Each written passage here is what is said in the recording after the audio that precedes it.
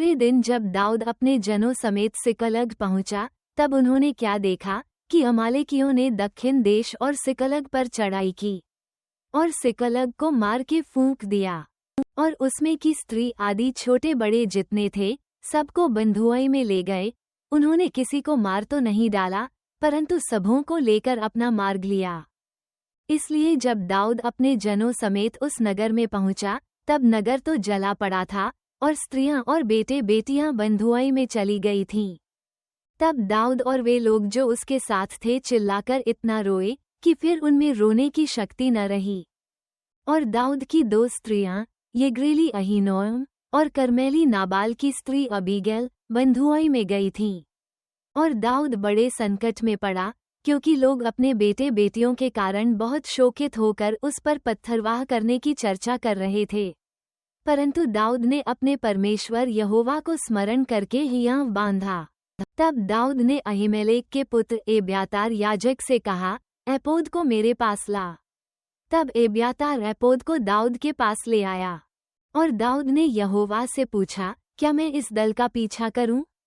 क्या उसको जा पकड़ूंगा? उसने उससे कहा, पीछा कर, क्योंकि तू निश्चय उसको पकड़ेगा और निसंदेह सब कुछ छुड़ा लाएगा।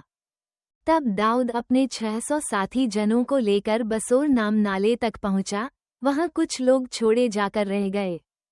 दाऊद तो 400 पुरुषों समेत पीछा किए चला गया, परंतु 200 जो ऐसे थक गए थे कि बसोर नाले के पार न जा सके वहीं रहे।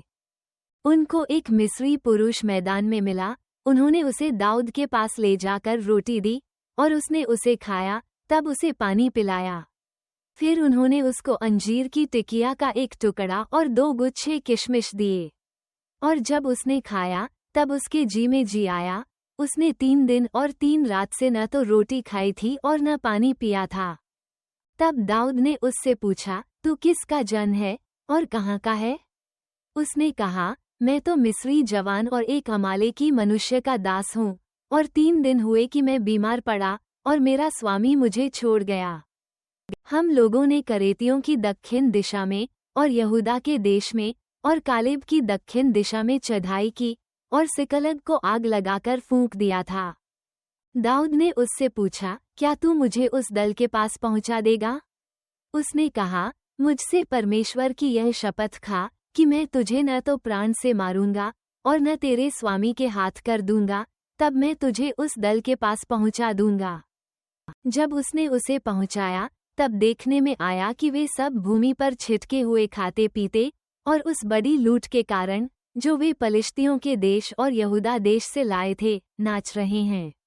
इसलिए दाऊद उन्हें रात के पहले पहर से लेकर दूसरे दिन की सांझ तक मारता रहा, यहाँ तक कि 400 जवान को छोड़ जो ऊँटों पर चढ़कर भाग गए, उनमें से एक भी मनुष्य न बचा। और जो कुछ अमालेकी ले गए थे वह सब दाऊद ने छुड़ाया, और दाऊद ने अपनी दोनों स्त्रियों को भी छुड़ा लिया। वरन उनके क्या छोटे, क्या बड़े, क्या बेटे, क्या बेटियां, क्या लूट का माल, सब कुछ जो अमालेकी ले गए थे, उसमें से कोई वस्तु न रही जो उनको न मिली हो, क्योंकि दाऊद सब का सब लौटा लाया।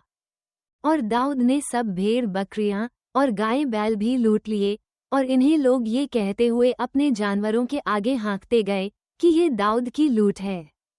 तब दाऊद उन 200 पुरुषों के पास आया जो ऐसे थक गए थे कि दाऊद के पीछे पीछे न जा सके थे और बसोर नाले के पास छोड़ दिए गए थे, और वे दाऊद से और उसके संग के लोगों से मिलने को चले, और दाऊद ने उनके पास पहुंचकर उनका कुशल क्षेम पूछा।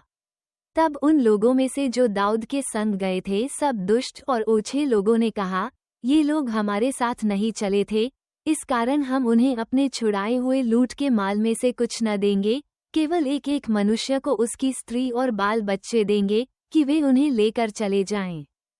परंतु दाऊद ने कहा, हे मेरे भाइयों, तुम उस माल के साथ ऐसा न करने पाओगे जिसे यहोवा ने हमें दिया है, और उसने हमारी रक्षा की, और उस दल को जिसने हमारे ऊपर चढ़ाई की थी हमारे हाथ में कर दिया है। और इस विषय में तुम्हारी कौन सुनेगा? लड़ाई में जाने वाले का जैसा भाग हो, सामान के पास बैठे है का भी वैसा ही भाग होगा, दोनों एक ही समान भाग पाएंगे। और दाऊद ने इस्राएलियों के लिए ऐसी ही विधि और नियम ठहराया, और वो उस दिन से लेकर आगे को वरन आज लो बना है।